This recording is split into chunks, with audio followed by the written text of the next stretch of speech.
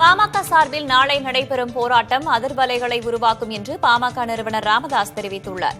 சாதிவாரி கணக்கெடுப்பு நடத்த கோரியும் வன்னியர்களுக்கு 10.5% இடஒதுக்கீடு வழங்க வலியுறுத்தியும் ராமதாஸ் தரப்பு பாமக நாளை ஆர்ப்பாட்டத்தை அறிவித்துள்ளது. இதனையொட்டி செய்தியாளர்களை சந்தித்த ராமதாஸ், பாமக சார்பில் அன்புமணி ராமதாஸ் விருப்ப மனு வழங்குவது குறித்தும் தைலாபுரத்தை திமுக கைப்பற்றிவிட்டது என்று அன்புமணி பேசியது பற்றியும் பதிலளிக்காமல் சென்றார். போராட்டம் சென்னையை ஒரு குலுங்க வைக்கும் அதிர்வலைகளை உருவாக்கும். அதுக்காக தான் நாங்கள் செய்கிறோம். அமைதி வழி போராட்டம். இல்லைன்னா சிறைக்கு போகிற மாதிரி வேறு மாதிரி போராட்டம் பண்ணுவோம். ஆனால் அதெல்லாம் நீங்கள் தேவையில்லை.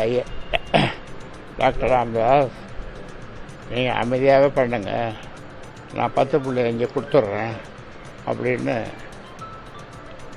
தமிழக முதல்வர் ஆணையிடுவார் என்று எதிர்பார்க்கிறோம்.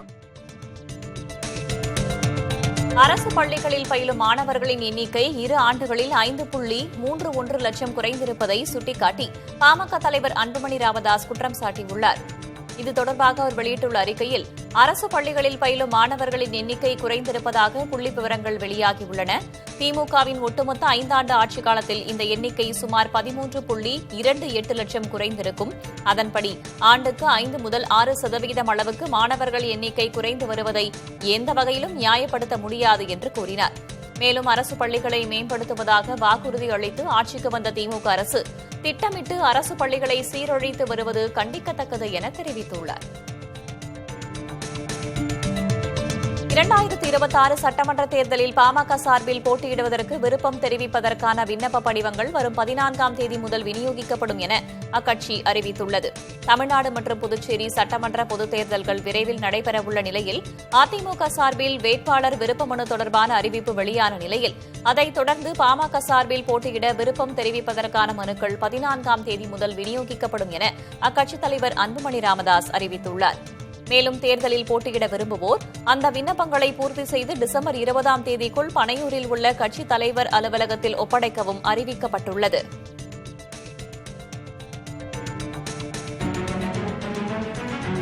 விஜயின் தமிழக வெற்றிக் கழக அலுவலகத்திற்கு பாமக தலைவர் அன்புமணியின் ஆதரவாளரான வழக்கறிஞர் பாலு உள்ளிட்ட நிர்வாகிகள் சென்றது அரசியல் வட்டாரத்தில் பரபரப்பை ஏற்படுத்தியுள்ளது.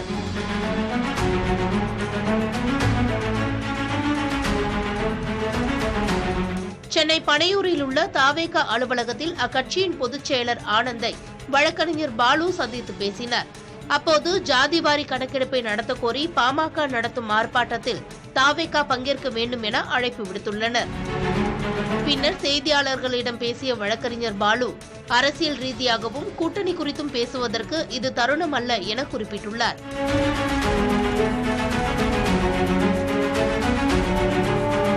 இது போராட்டத்திற்கான அழைப்பு. மற்றபடி அரசியல் ரீதியான யாருடன் யார் சேர்கிறார்கள், என்ன கூட்டணி என்பதெல்லாம் தலைவர்கள் முடிவெடுப்பார்கள். அதற்கான தருணம் இது அல்ல.